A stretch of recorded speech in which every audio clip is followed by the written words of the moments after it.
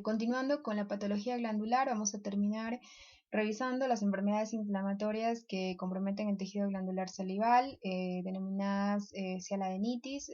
Una cialadenitis, por tanto, es una respuesta del tejido glandular a una colonización microbiana que puede ser bacteriana, viral, micótica, pero que frecuentemente es bacteriana y viral. En este último caso, mediada por paramyxovirus, por citomegalovirus en pacientes inmunocomprometidos. Puede ser una respuesta del tejido glandular salival a un traumatismo, es decir, al proceso necrótico mediado por traumatismos o mediado por radiación ionizante de cabeza y cuello, generando en la evolución del proceso inflamatorio una cicatrización con formación de tejido fibrótico esclerosante, ¿no? Que va a dejar como secuela indudablemente la disfunción glandular y puede tratarse también una cialadenitis de una respuesta del tejido glandular, una respuesta inflamatoria a un ataque inmunológico por autoanticuerpos, como ocurre en enfermedades inmunomediadas como la enfermedad de Mikulicz, el síndrome de Sjögren. Bueno, vamos a hablar de la parotiditis viral, también conocida como parotiditis epidémica o fiebre urliana. Se trata de un proceso inflamatorio del tejido glandular salival, inducido por la infección a un virus de tipo RNA de la familia Paramyxoviridae. Es un paramyxovirus. Esta infección pues afecta de manera predilecta a las glándulas parótidas, siendo frecuentemente la afectación unilateral, pero en muchos casos puede evolucionar a una afectación bilateral, provocando pues una hipertrofia, un aumento de tamaño a nivel de la zona parotidia. El cuadro cursa con una fase prodrómica basada en fiebre, astenia, anorexia, tras lo cual sobreviene el agrandamiento abrupto de las parótidas, ¿no? Inicialmente la afectación es unilateral, pero en la mayoría de los casos evoluciona a una afectación o una tumefacción bilateral. Es una enfermedad frecuentemente ocurrente en niños y adolescentes entre los 4 y 15 años de edad. Se presenta el mayor pico de incidencia en cuanto al diagnóstico. Los menores de un año de edad están protegidos por la inmunidad materna, ¿sí? Por lo tanto, no vamos a ver casos de parotiditis viral o paperas en menores de un año. ¿Por qué? Porque cuentan con los anticuerpos de la madre. El reservorio para este virus es únicamente el hombre. Por lo tanto, no podemos considerar a la parotiditis viral como una zoonosis o como una infección que pueda ser causada por un virus que pasa del animal al hombre, ¿sí? Es imposible ese hecho debido a que el único reservorio para este virus es el hombre, ¿sí? Y la transmisión es una enfermedad infectocontagiosa, la parotiditis viral o fiebre urliana. El contagio se produce a través de las secreciones respiratorias, las gotitas de flúor que el paciente pues portador del virus contagiado emite cuando habla, cuando canta, cuando estornuda, ¿sí? El virus ingresa por la vía respiratoria alta y replica en la vía respiratoria baja, en el tejido linfático, tras lo cual realiza una viremia, y tras esa viremia, es decir, una vez que difunde en el torrente sanguíneo, puede diseminar a los tejidos a los cuales presenta tropismo, que son fundamentalmente las glándulas salivales, pero también puede difundir a otros órganos como el páncreas, el sistema nervioso central, mediando un cuadro de meningitis, por ejemplo. Puede también pues difundir a los testículos, generando una orquitis con la secuela de esterilidad en el hombre. Estas complicaciones son frecuentes en pacientes pues, que no reciben tratamiento y en pacientes inmunocomprometidos. Entonces recuerden, la forma de transmisión de este virus se da por contacto directo persona a persona.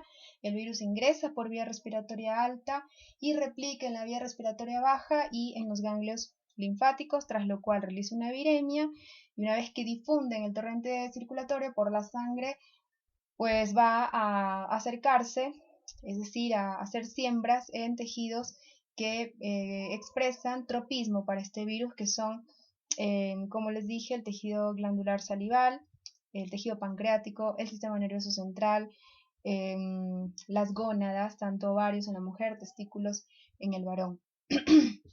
Es una enfermedad, como les dije, infectocontagiosa que usualmente se presenta en brotes endémicos con una mayor prevalencia en las temporadas de invierno y primavera, es decir, que tiene una frecuencia o una presentación estacional.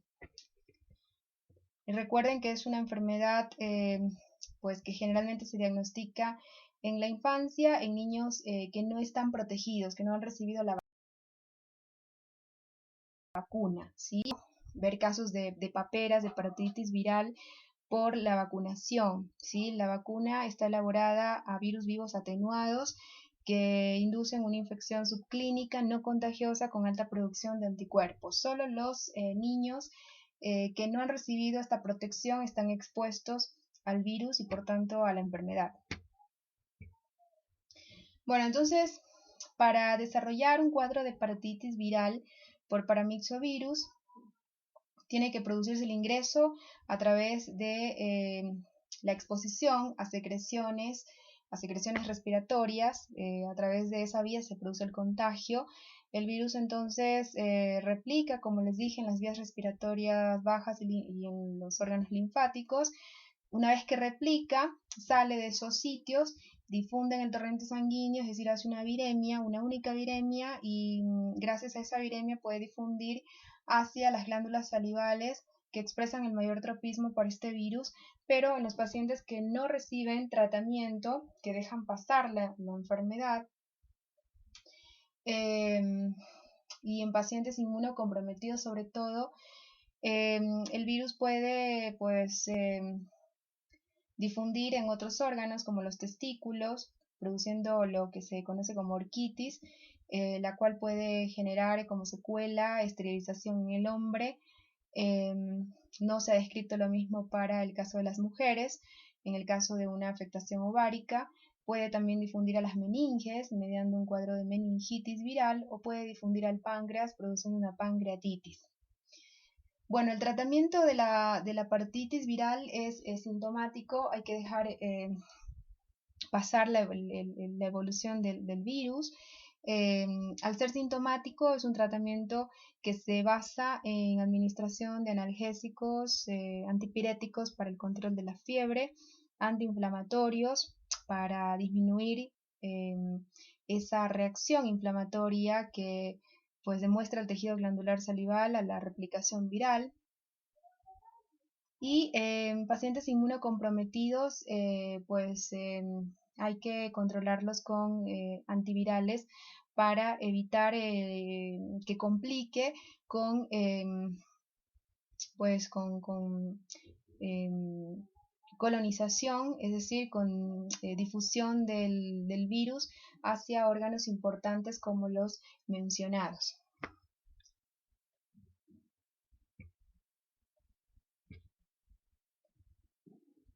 Bueno, es importante que sepan que en el 30% de los casos esta infección viral cursa en forma subclínica asintomática. 30-40% de los infectados son asintomáticos, es decir, que no experimentan la sintomatología de esta enfermedad.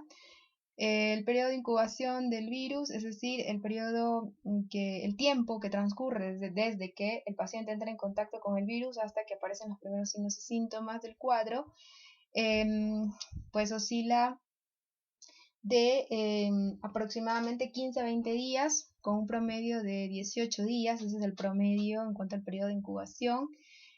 Y la enfermedad, es decir, la tumefacción glandular, está precedida por un pródromo que se basa en fiebre, astenia, anorexia, y se consideran pues los días o las etapas de la infección más contagiosas las 48 horas previas a la tumefacción parotidia y la semana posterior al inicio de esa tumefacción parotidia serían los periodos de mayor contagio, es decir, donde hay mayor tasa de replicación viral. Bueno, el periodo de estado se ha reconocido en 8 días, pero puede ser variable. O sea, en promedio es 8 días, pero puede variar de 3 a 10 días dependiendo de, el estado inmunológico del paciente, ¿no? La curación, como les dije, es espontánea, de ahí que el tratamiento para un niño con paperas, con parotiditis viral, es básicamente sintomático. Bueno, las manifestaciones clínicas de la parotiditis viral se basan entonces en una tumefacción que puede ser unilateral o bilateral, pero que inicialmente es unilateral, pero en la mayoría de los casos termina convirtiéndose en bilateral, con dolor preauricular, a nivel preauricular, el cual se irradia generalmente a la zona auditiva, generando otalgia o dolor de oído, es decir, el proceso se percibe como si fuera un problema auditivo, ¿no? Un problema a nivel del oído. Entonces el paciente describe dolor a nivel de la zona parotidia o a nivel del ángulo de la mandíbula, con otalgia. La piel que recubre esa zona parotidia se va a mostrar eritematosa, tensa. Recuerden que los procesos inflamatorios generan un edema que es firme, que es duro a la palpación, ¿no? Con rubor, con calor de la zona, de esa zona cutánea que está pues cubriendo a la zona donde se encuentra esta glándula. La cialodenitis tiende a, o sea, los procesos inflamatorios del tejido glandular tienden a inhibir la actividad del parasimpático y eso provoca hipocialia y por tanto esa hipocialia se traduce en una sensación de boca seca o xerostomía. Los cuadros febriles son fluctuantes, son intermitentes, no son continuos. La fiebre es fluctuante en una parotiditis viral y obviamente mientras el paciente esté febril, que eso va a darse mientras esté en su pleno esplendor la replicación viral. Mientras la replicación viral sea importante, pues la fiebre va a estar presente de manera fluctuante, pero va a estar presente y durante los cuadros, los picos de fiebre, el paciente va a presentar evidentemente toda la sintomatología que asocia el cuadro febril. Recuerden que la fiebre es un complejo signo sintomático, entonces el paciente va a presentar pérdida de apetito o anorexia, astenia, mal estado general, cefalea, la inflamación, la tumefacción de la parótida va a generar también dificultad para masticar, dificultad para deglutir. Y si examinamos la emergencia del conducto excretor de la parótida y el conducto de esteno, vamos a encontrarnos con una papila, con una desembocadura pues eritematosa, con dolor a la palpación, ¿sí? Con edema y eritema, tanto extraoral como intraoral a nivel de mucosa de carrillo, es decir, a la altura de la desembocadura de este conducto excretor.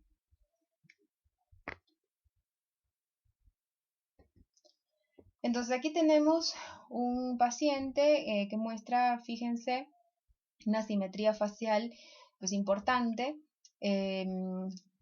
debida a una tumefacción, a un aumento de tamaño que se localiza pues a nivel preauricular, ¿sí? O a nivel de la zona de rama ascendente, extendiéndose esa tumefacción hasta el cuerpo de mandíbula, la zona de ángulo o gonio del lado izquierdo del paciente.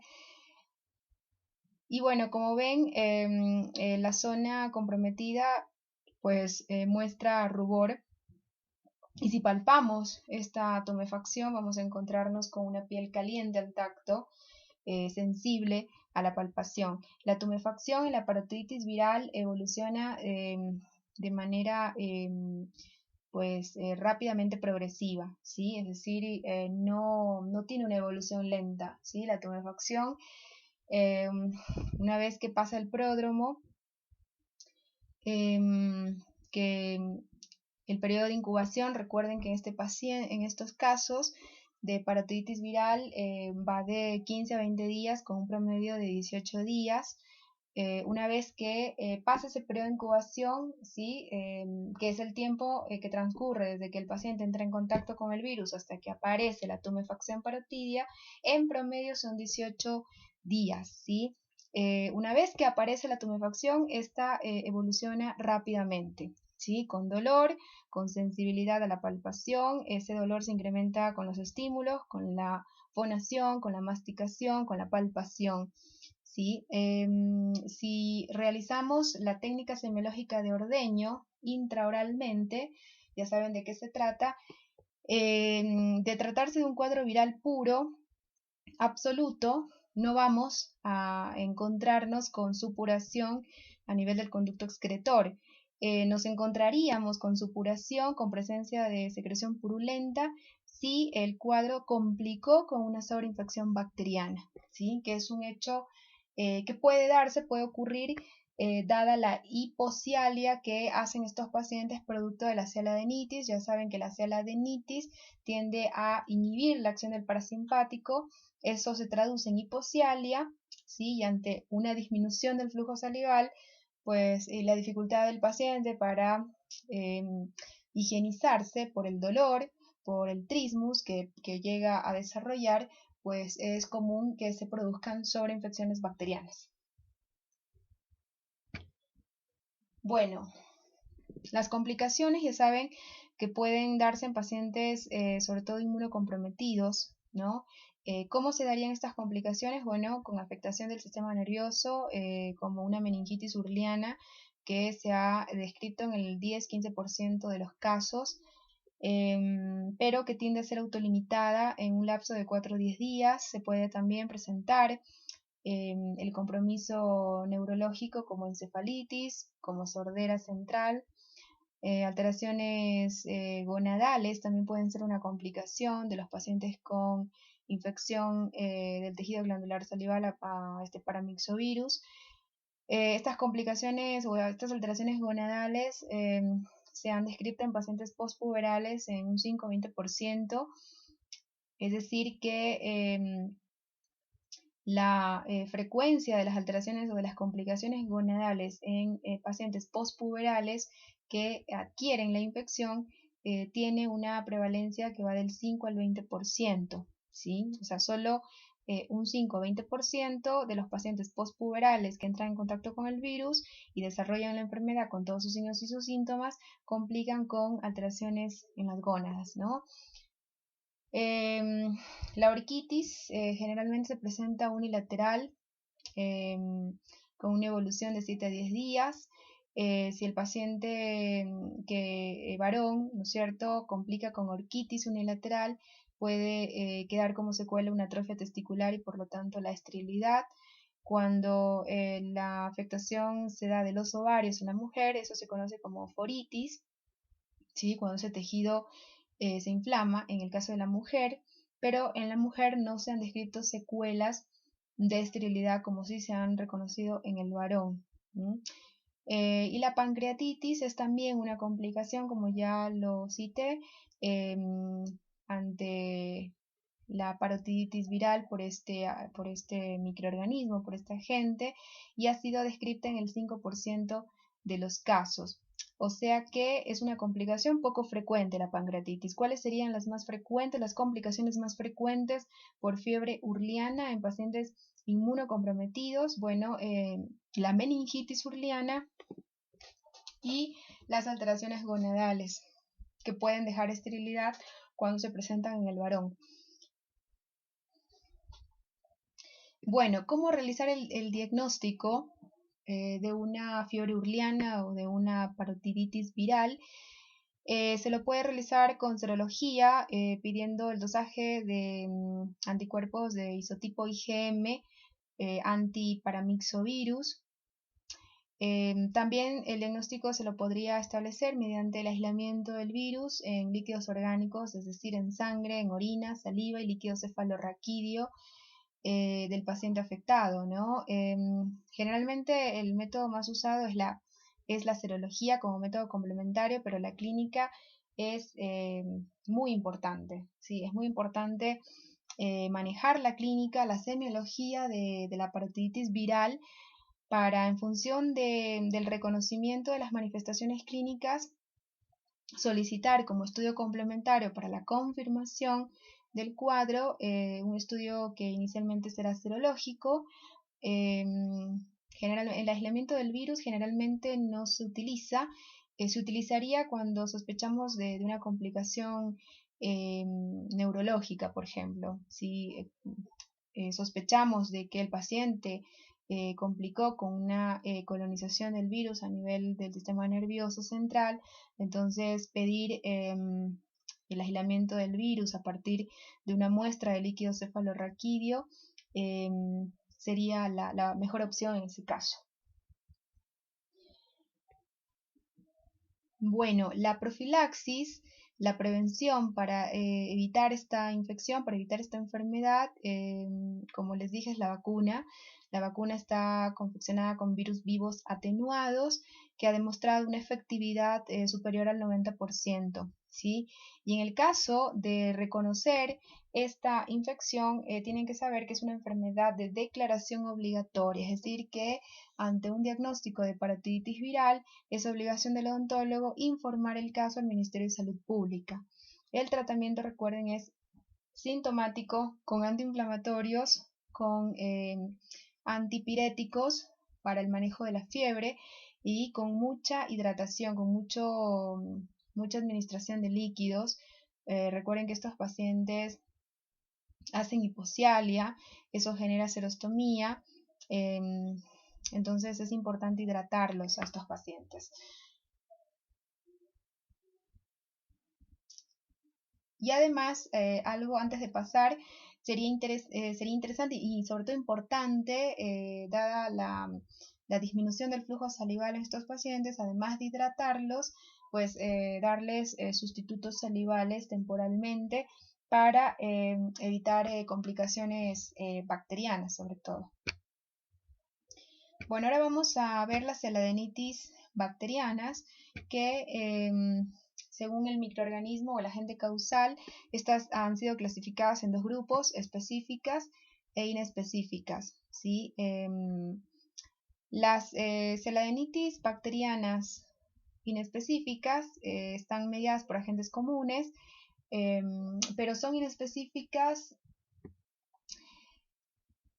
no tanto por el microorganismo causante, sino más bien por la falta de especificidad, la falta de un cuadro histológico específico característico, ¿sí? Entonces, las celadenitis bacterianas se clasifican en específicas e inespecíficas en base a el cuadro histopatológico, ¿sí? Si el cuadro histopatológico es específico, ¿cuándo va a ser específico? Cuando la celadenitis bacteriana es causada por agentes no comunes del tipo de Treponema pallidum, ¿sí? El agente causal de la sífilis, o causada por Neisseria gonorrhoeae, que es el agente causal de la gonorrea, o mediada por Mycobacterium tuberculosis, ¿sí? Esas bacterias, esos microorganismos van a generar cuadros inflamatorios con una histología muy característica, específica, de tal manera que si el patólogo se encuentra con ese cuadro histopatológico, eso le permitiría hacer el diagnóstico, ¿sí? Además de el estudio microbiológico que también nos ayudaría en el diagnóstico, ¿no? Sería un método de diagnóstico. Entonces, las celadenitis específicas son aquellas que demuestran una histopatología muy característica, están mediadas por agentes poco frecuentes, no comunes, como los mencionados, y generalmente son de evolución crónica.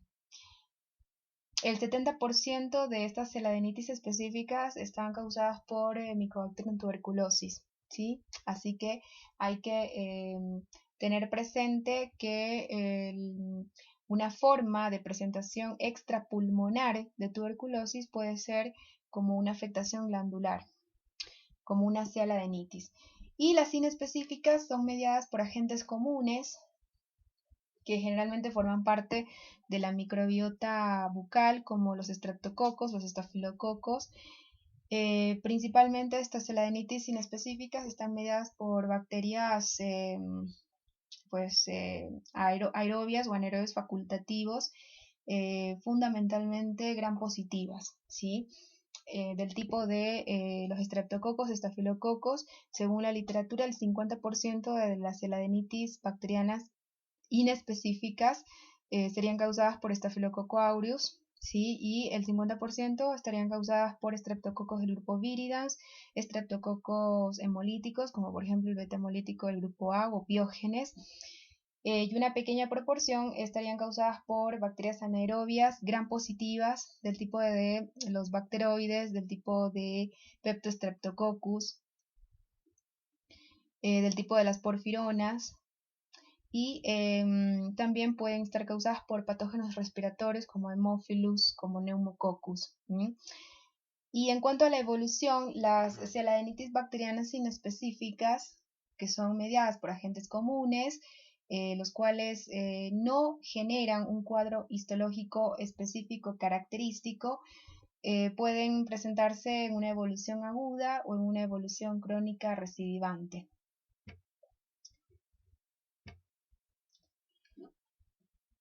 Bueno, vamos a hablar de la celadenitis bacteriana inespecífica, que según su evolución, las bacterianas inespecíficas, recuerden, son mediadas, son causadas por agentes comunes, fundamentalmente bacterias gram positivas, aerobias o anaerobias facultativas, y una pequeña proporción de casos son causadas por anaerobios, pero gram positivos. Es muy raro aislar bacterias gram negativas de una celadenitis bacteriana inespecífica. La evolución puede ser aguda o crónica.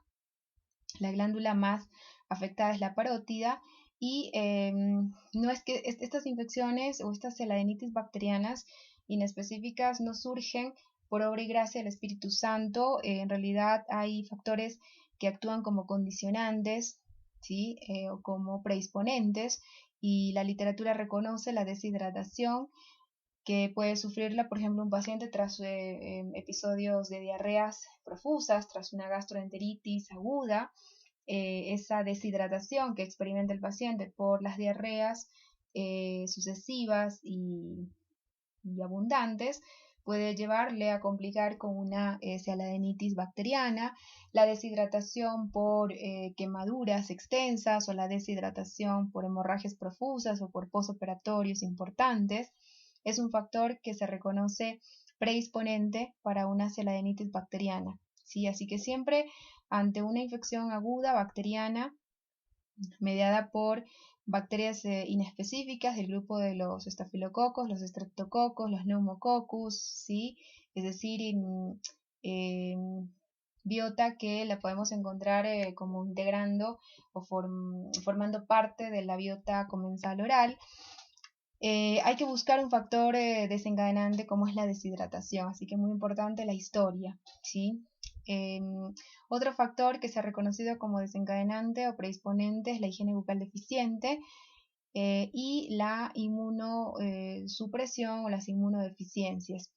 Como les había mencionado, los microorganismos más asociados a este cuadro son, en el 50% de los casos, Staphylococcus aureus, y en el 50% de los casos las infecciones pueden ser causadas por Streptococcus viridans, por estreptococos hemolíticos como Streptococcus piógenes, o pueden ser mediadas por patógenos respiratorios como Haemophilus, Pneumococcus, o por anaerobios gram positivos como Peptostreptococcus porfironas bacteroides.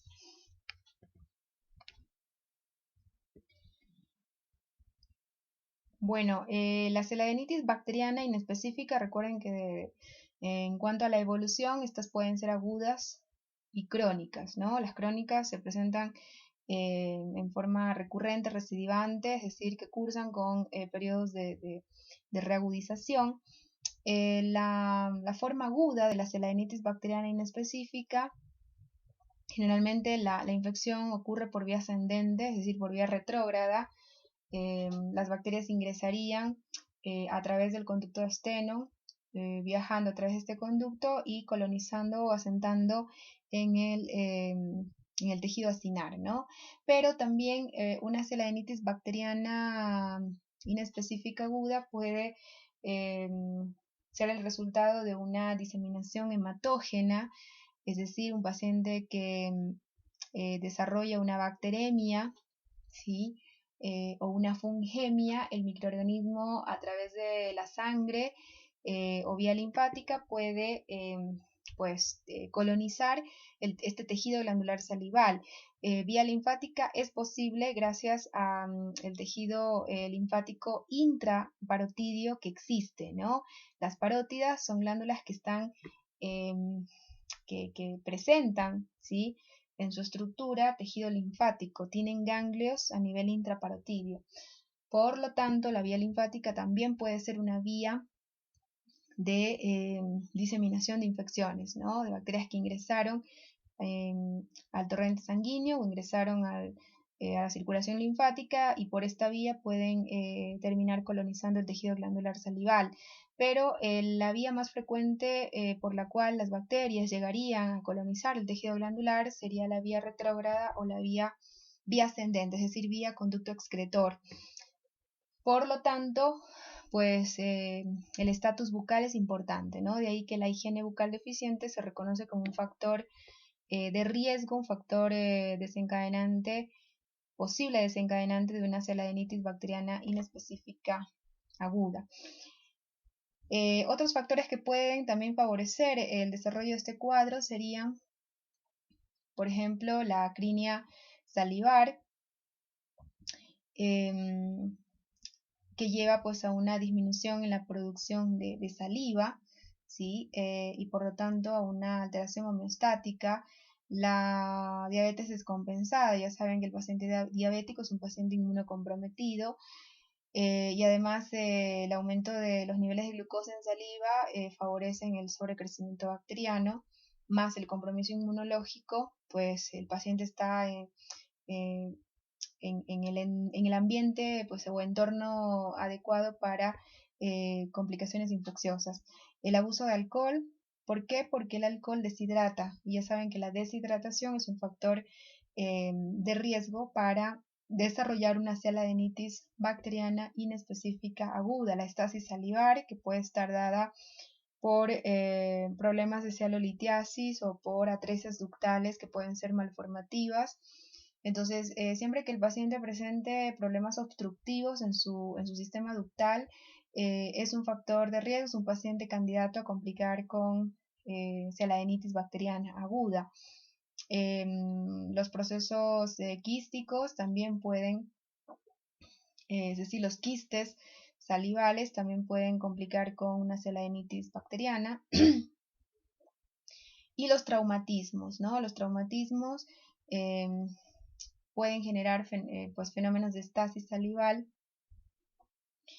porque muchas veces el proceso inflamatorio que generó el traumatismo, producto de la necrosis, termina reparando con tejido cicatrizal, y este tejido cicatrizal lo que hace es formar una especie de taponamiento del conducto, favoreciendo el estancamiento de la saliva, la formación de lesiones quísticas o complicaciones infecciosas como esta. Bueno, la etiología ya saben cuáles son las bacterias más representativas en este cuadro clínico, y cómo se presenta clínicamente o cuál es la semiología de una celodinitis bacteriana inespecífica aguda.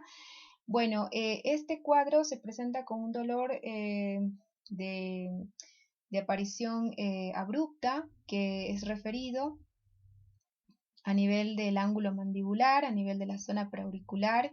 El paciente refiere dolor espontáneo y dolor frente a estímulos.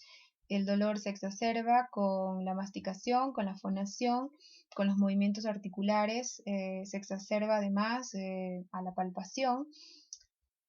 Y al ser un cuadro agudo, inflamatorio, ¿no?, por la colonización bacteriana, recuerden los cambios que sufre la piel que recubre la zona, al igual que la parotiditis viral, la piel la vamos a encontrar tensa, con edema, edematizada, con rubor y además con aumento de la temperatura local, ¿no? El cuadro puede ser unilateral o bilateral, pero la mayoría de las veces es unilateral, ¿sí?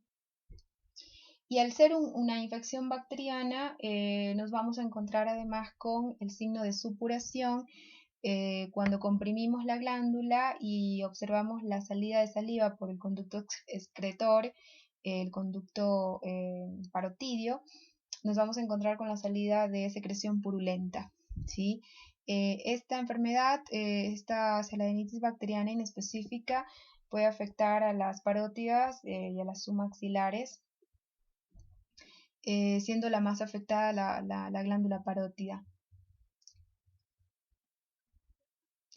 En cuanto al diagnóstico, bueno, es importante para el diagnóstico el cultivo, ¿sí? Obviamente es necesario basarnos en la semiología, en las características clínicas para establecer, y en la historia del paciente, fundamental la historia, la semiología para construir el diagnóstico presuntivo, y ante el presuntivo de una celadinitis bacteriana inespecífica aguda es necesario tomar muestra de la secreción que emerge del conducto excretor vía ordeño, vía técnica semiológica de ordeño. Esa muestra se envía al laboratorio para aislar el germen que está causando el cuadro, ¿no? ¿Por qué es importante? Porque dijimos que en el 50% de los casos el cuadro puede ser mediado por Staphylococcus aureus, ¿sí? Y tienen que saber que Staphylococcus aureus es una especie en la cual se reconocen dos cepas, la cepa meticilino sensible y la cepa meticilino resistente. Entonces, de aislarse de un cuadro de celadinitis bacteriana aguda, una cepa de Staphylococcus aureus meticilino resistente, el tratamiento cambia totalmente. Entonces, el cultivo se solicita para justamente poder indicar una antibioticoterapia específica, ¿sí? Específica al germen. Entonces, se recomienda solicitar cultivo más antibiograma, sobre todo si el germen aislado es Staphylococcus aureus. Es importante solicitar la determinación de la cepa. Y bueno, además agregarle a esa solicitud el antibiograma, sobre todo si el germen aislado es Staphylococcus aureus. De presentarse abscesos es importante el drenaje, de lo contrario el antibiótico no va a actuar, ¿sí? No va a ser eficiente del todo. Entonces, ante colecciones purulentas es importante el drenaje. Es importante la hidratación siempre en estos pacientes, como también la hidratación está recomendada en la celadinitis viral, y pues corregir todos los factores que se encuentren como predisponentes, ¿no? La mala higiene bucal, es importante que el paciente higienice su boca en caso de reconocer este factor como condicionante. ¿Mm?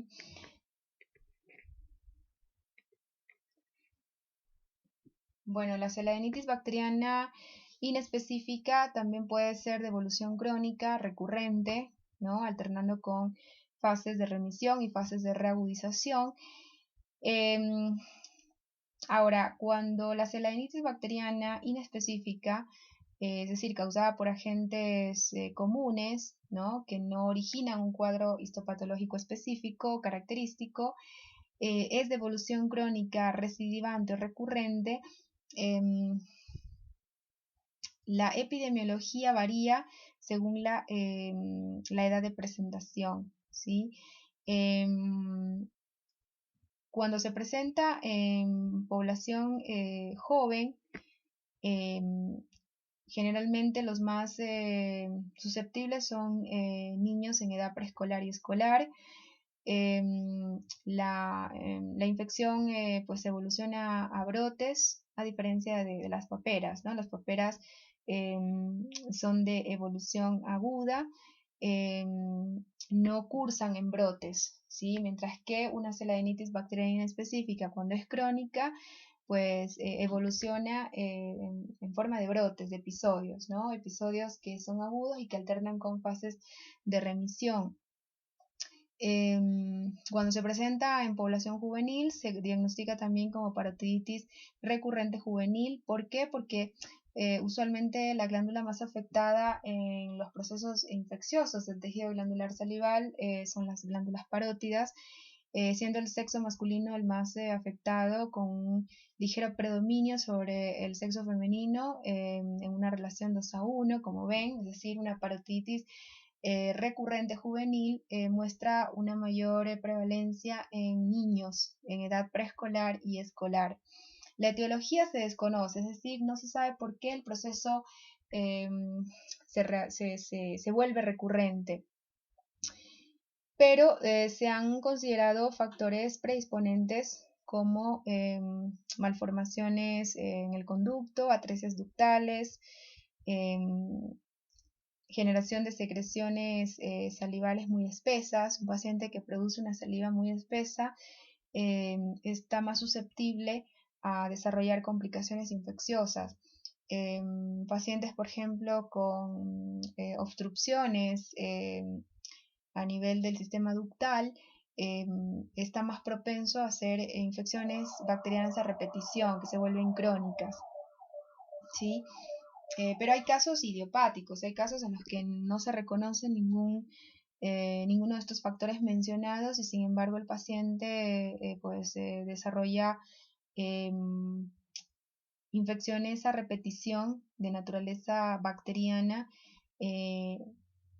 afectando el tejido acinar, el tejido glandular salival. Se reconoce un pródromo basado en astenia y anorexia, similar a lo que veíamos en la parotiditis viral. ¿Sí? Tras este pródromo aparece entonces la tumefacción parotidia, que puede ser unilateral y bilateral. Es bilateral solo en el 40% de los casos, es decir que en el 60% de los casos la parotiditis recurrente juvenil, ¿sí? En el 60% de los casos se presenta en forma unilateral y se vuelve bilateral solo en el 40% de los casos. En las fases agudas, ¿sí? El proceso genera dolor, ¿sí? Dolor espontáneo y dolor que se exacerba con la función, con los estímulos, con la masticación, con la fonación, con los movimientos articulares. Presenta además el paciente dolor a la palpación y por ser una infección obviamente vamos a encontrarnos con adenopatías satélites.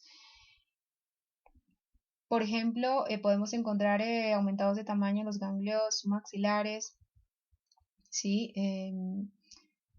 El ganglio amigdalar, que lo encontramos a nivel del gonio, ¿sí? A la altura del gonio. Ese ganglio también puede aumentar de tamaño, los ganglios partidios, ¿sí? Los ganglios preauriculares. Así que es importante examinar los ganglios en un paciente en el cual reconocemos un cuadro característico, clínicamente característico de una sialadenitis bacteriana.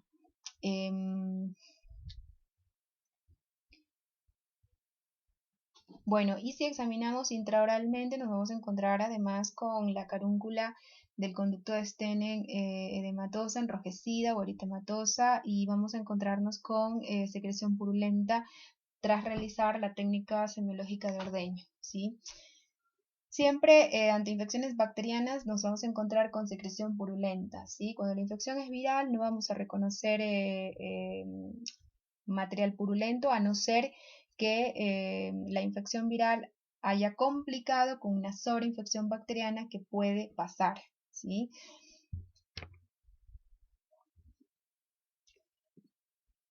Bueno, para el diagnóstico de esta entidad, importante la clínica, ¿no? Para reconocer un cuadro de sialadenitis o parotiditis recurrente juvenil, tenemos que reconocer la edad de presentación. Recuerden que ese cuadro se presenta fundamentalmente en pacientes jóvenes en edad preescolar escolar, con un ligero predominio en el sexo masculino sobre las mujeres.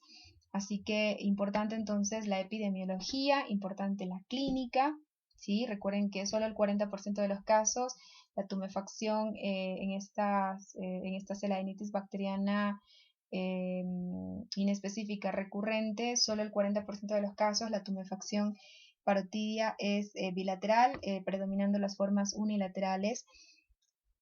Y además, el cultivo bacteriológico es importante, sobre todo para aislar el germen causal y poder pues establecer un tratamiento específico dirigido, y también podemos indicar como estudios complementarios una cialografía, pero recuerden que la cialografía no puede ser indicada en las fases agudas. Tenemos que esperar que el cuadro involucione, el cuadro remita, baje la inflamación glandular. El paciente tiene que estar en un estado totalmente afebril, ¿sí? Sin supuración, sin inflamación activa, y solo ahí, solo en las fases de remisión, se podría indicar la cialografía para ver con qué nos encontramos, ¿sí?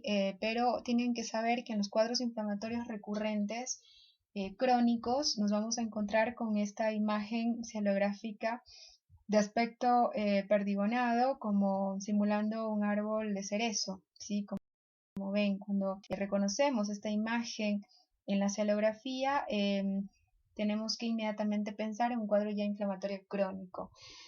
Entonces, importante el estudio de imágenes, pero si ese estudio se basa en una cialografía que es diagnóstico para este cuadro, ¿por qué es diagnóstico? Porque al reconocer este aspecto perdigonado, este aspecto en árbol de cerezo, nos llevaría al diagnóstico, ¿no? El cultivo bacteriológico solo sería necesario para aislar el germen que está mediando, por ejemplo, los brotes agudos, y dar un tratamiento dirigido específico, ¿sí?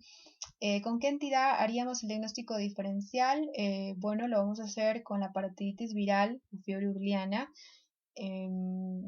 La diferencia, por ejemplo, estaría en que las paperas, la fiebre urliana, en la mayoría de los casos, la tumefacción parotidia evoluciona a una afectación bilateral simétrica, mientras que en las parotiditis bacterianas, sean estas agudas o crónicas, es raro el compromiso bilateral, siendo más común el compromiso unilateral, ¿no?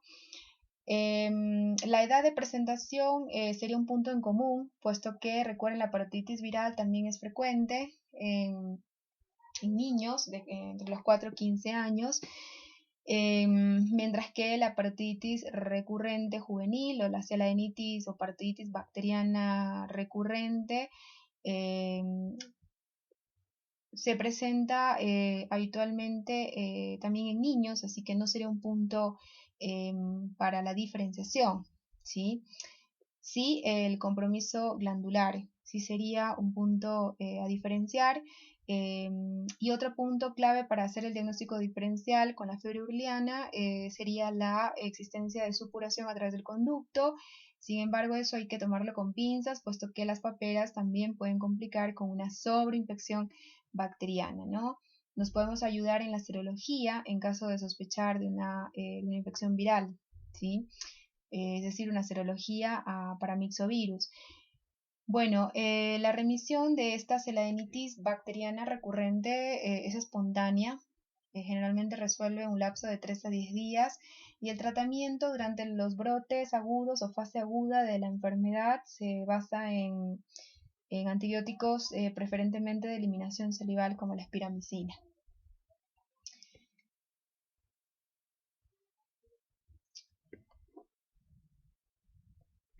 Bueno, ahora vamos a hablar de la parotiditis bacteriana recidivante del adulto. La de población juvenil, ya saben que se presenta mayoritariamente en pacientes, niños de edad preescolar y escolar, con un ligero predominio en el sexo masculino, mientras que la parotiditis bacteriana recurrente o recidivante del adulto es más prevalente en el sexo femenino, entre la tercera y la cuarta década de vida, es decir, mujeres adultas jóvenes. La etiología es desconocida, no se sabe qué es lo que lleva a la recurrencia o a la cronicidad en un caso de una infección bacteriana del tejido glandular salival. En cuanto a la clínica, el cuadro cursa con pródromos que se basan en astenia, fiebre, y que luego pues cursan o sí, le sigue ese pródromo el dolor y la tumefacción unilateral o bilateral, pero que en la mayoría de los casos es unilateral. La carúncula del conducto de Stenone al examen intraoral va a mostrarse edematosa, enrojecida, con emergencia de una saliva espesa y purulenta al presionar. Así que siempre al encontrar secreción purulenta, inmediatamente tenemos que pensar en una infección bacteriana, ¿sí? Es aguda cuando se presenta, digamos, en una corta evolución, y es crónica cuando la definimos como crónica cuando el proceso es recurrente, ¿sí? El diagnóstico se va a construir en función de la clínica, es decir, la semiología, los signos, los síntomas, la historia del paciente, puesto que al tratarse de una celadenitis bacteriana recurrente, es importante la historia, ¿no?, de episodios previos. El cultivo bacteriológico que nos va a dar la posibilidad de no solo confirmar la existencia de una infección bacteriana, sino además de aislar el germen y poder estudiar su respuesta a los, o su sensibilidad, ¿sí?, a los antimicrobianos, y hacer de esa manera o aplicar un tratamiento específico. Los estudios de imágenes, la celografía, es bastante útil cuando queremos diagnosticar celadenitis bacterianas recurrentes, ¿sí? ¿Por qué? Porque de tratarse de una celadenitis bacteriana recurrente, sea en población joven o sea en población adulta, es diagnóstico la imagen en perdigón del sistema ductal, ¿no? Dado por esas diminutas cialectasias que dan ese aspecto en árbol de cerezo. También nos podemos encontrar con otros signos cialográficos como son los canales en aspecto de rosario, con dilataciones y con estrechamientos intermitentes, como lo mostré previamente. Y el tratamiento es preferible realizarlo con antibióticos de eliminación salival cuando realizamos un tratamiento empírico de entrada. En casos donde no hay respuesta al tratamiento empírico, es necesario realizar un cultivo con antibiograma para aplicar una antibioticoterapia específica. Hay casos en los cuales el cuadro no cede, ¿sí?, con la antibioticoterapia y con el tratamiento de sostén, y en esos casos, cuando son muy recurrentes, es necesario extirpar la glándula. ¿Por qué? Porque llega un momento en que son tan frecuentes los episodios agudos que la glándula, por la inflamación, se lesiona y se llena de tejido cicatrizal, ¿sí? Entonces llega un momento en que ya no sirve esa glándula, ese tejido glandular, ya no es funcional. Por el contrario, está predisponiendo todo el tiempo a complicaciones infecciosas. Por eso es que no se ha podido identificar la causa exacta de la parotiditis recurrente, tanto en el niño o en el paciente joven como en el paciente adulto, ¿sí? Pueden encontrarse factores predisponentes, pero hay casos en los que ni siquiera se reconocen factores predisponentes, y sin embargo el paciente presenta infecciones recurrentes, ¿no? Probablemente el origen esté en un defecto inmunológico que habría que estudiar, o en un déficit proteico. Probablemente estos pacientes produzcan salivas que son carentes o deficientes de ciertas proteínas antibacterianas, ¿sí?, como lisocimas, como peroxidasa, ¿sí?, estatinas. Entonces sería necesario hacer un estudio más bien genético en estos pacientes para determinar cuál es la razón de estas infecciones a repetición, que muchas veces llevan a la lesión irreversible de la glándula, lo cual obliga a su extirpación. Bueno, las cialadenitis bacterianas también pueden ser específicas ¿Cuándo son específicas? Cuando median una histopatología característica, de tal manera que con el estudio histopatológico el patólogo es capaz de realizar el diagnóstico. Y la celadenitis específica está mediada por agentes no comunes como Treponema pallidum, causante de la sífilis, puede estar causada por Mycobacterium tuberculosis, que es el agente etiológico de la tuberculosis, y una celadenitis tuberculosa sería una forma extrapulmonar de presentación, ¿no? Poco frecuente además.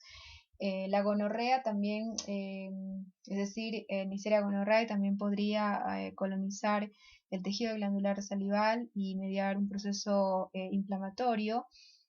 Y también la actinomicosis con formación de abscesos, ¿sí? Actinomices te genera abscesos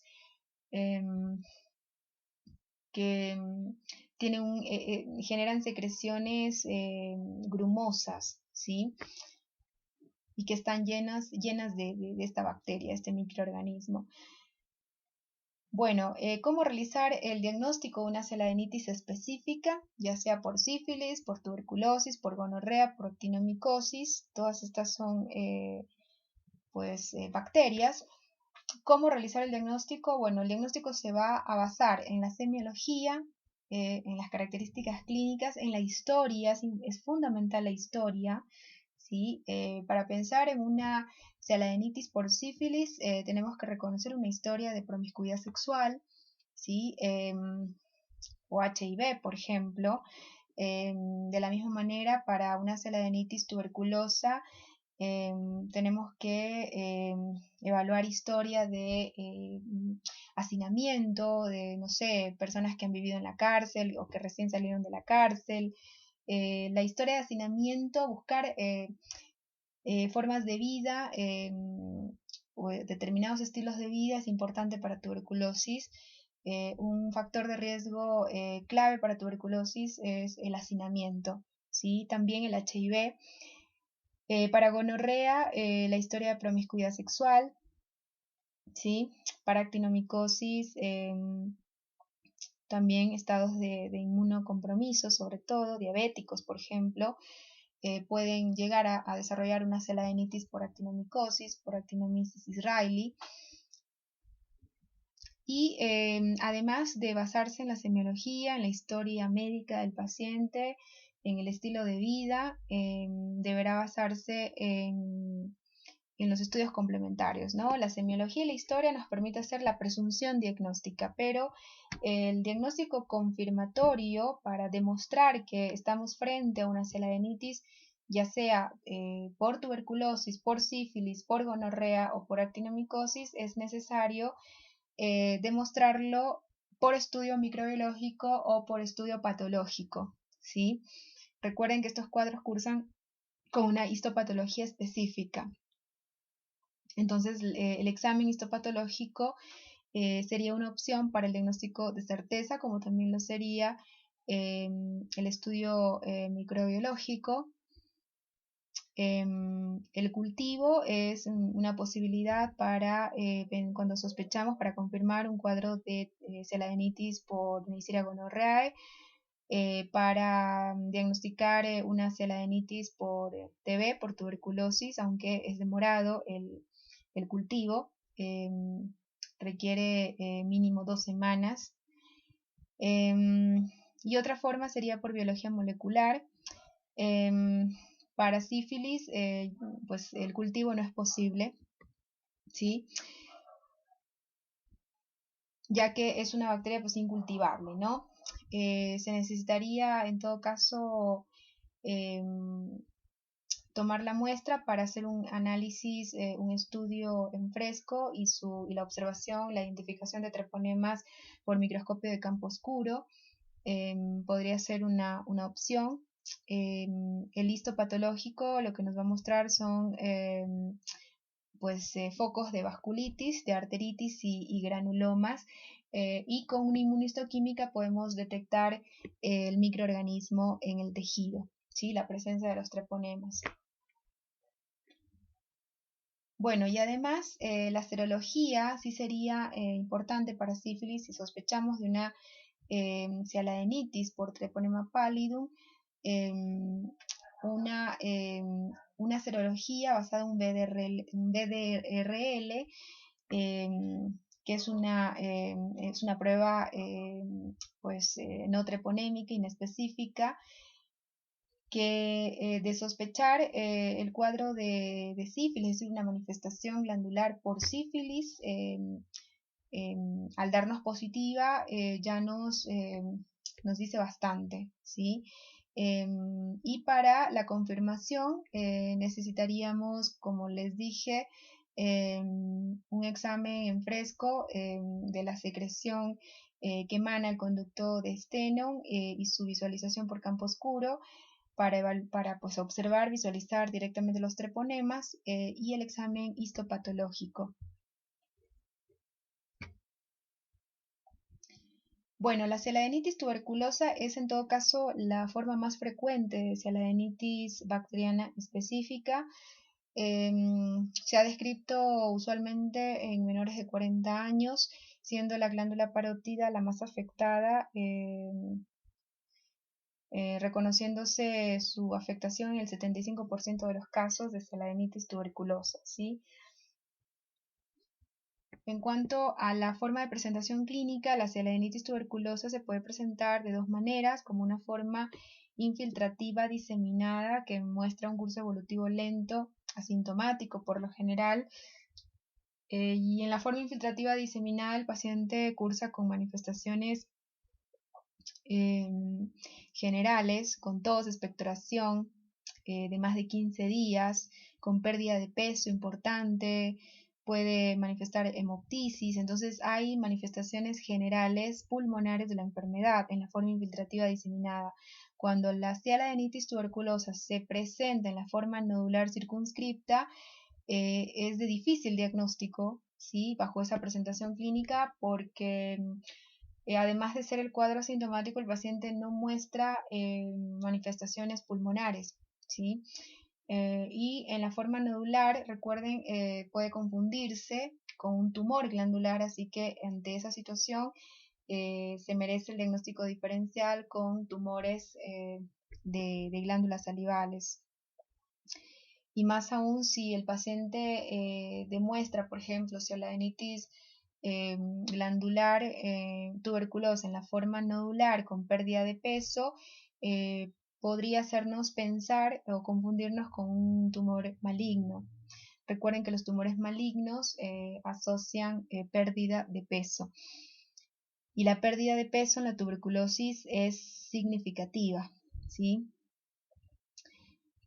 Pero generalmente no se reconocen manifestaciones generales en la forma nodular circunscripta, así que es de difícil diagnóstico. Para llegar a un diagnóstico de cialaidenitis tuberculosa, ¿qué va a ser necesario para la confirmación? Bueno, el estudio microbiológico, el cultivo o los estudios con biología molecular, y el examen histopatológico para observar la presencia de granulomas, ¿sí?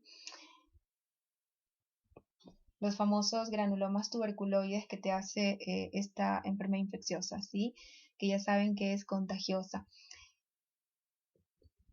Bueno, en la forma infiltrativa diseminada, al existir manifestaciones generales, el diagnóstico se haría o se basaría en la clínica, es decir, en la presentación clínica y en pruebas complementarias como el cultivo, la biopsia para posterior examen histopatológico y una placa de tórax para ver la afectación pulmonar, ¿sí? Bueno, hoy vamos a terminar con la cialolitiasis, que consiste en la formación de cálculos en el interior de la glándula a nivel de los acinos o a nivel de los conductos excretores. Estos cálculos se forman más frecuentemente a nivel del sistema ductal, siendo menos frecuente su formación a nivel de los acinos, y estaría condicionada la cialolitiasis por un trastorno en la homeostasis del calcio y del fósforo, que a su vez requeriría, o ante la formación de una matriz orgánica de mucopolisacáridos, esos iones de calcio y de fósforo precipitarían en esa matriz orgánica y con el crecimiento del cálculo por fases alternantes o etapas alternantes de depósito mineral y depósito orgánico con mucopolisacáridos se produciría el crecimiento de estas masas calcificadas. Así que para formar cialolitiasis o para hacer cialolitiasis es necesario un trastorno de fondo en el metabolismo del calcio y del fósforo.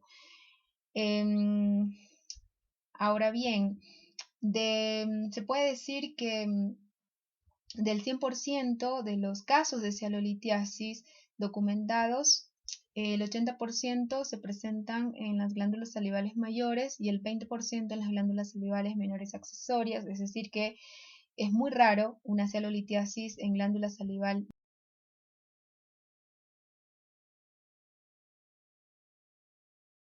menor.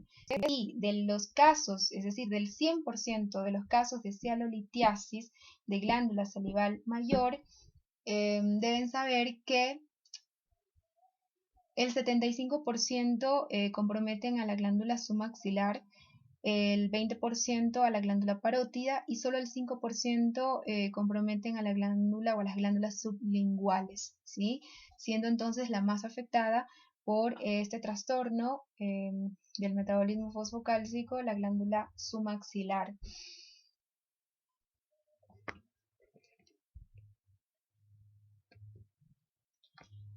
Bueno, ¿cómo se presenta clínicamente la cialolitiasis?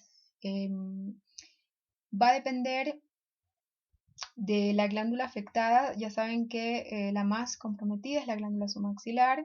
Entonces, en una cialolitiasis de glándula submaxilar, el paciente debuta con tumefacción progresiva, la cual progresa a lo largo del día, ¿sí? Y esta tumefacción genera un dolor que básicamente es provocado por la masticación, la fonación, provocado por estímulos. No suele presentarse el cuadro con dolor espontáneo como pasaba en la cialadenitis bacteriana aguda y recurrente o en la parotiditis viral, por ejemplo, ¿sí? Aquí el dolor es esencialmente provocado. La tumefacción evoluciona a lo largo del día, progresa a lo largo del día, ¿sí? Generando entonces un dolor. Recuerden que es básicamente provocado ante estímulos. ¿Cuáles? La masticación, la fonación, ¿sí? La deglución. Cursa además con odinofagia, es decir, con dolor para deglutir. Puede también asociar otalgia como dolor referido, ¿no? Y la supuración del conducto excretor también es un signo frecuente, puesto que la cialolitiasis, debido a la obstrucción que se genera, ¿no? Por la presencia de la masa calcificada, se produce estasis salival, se produce estancamiento de saliva.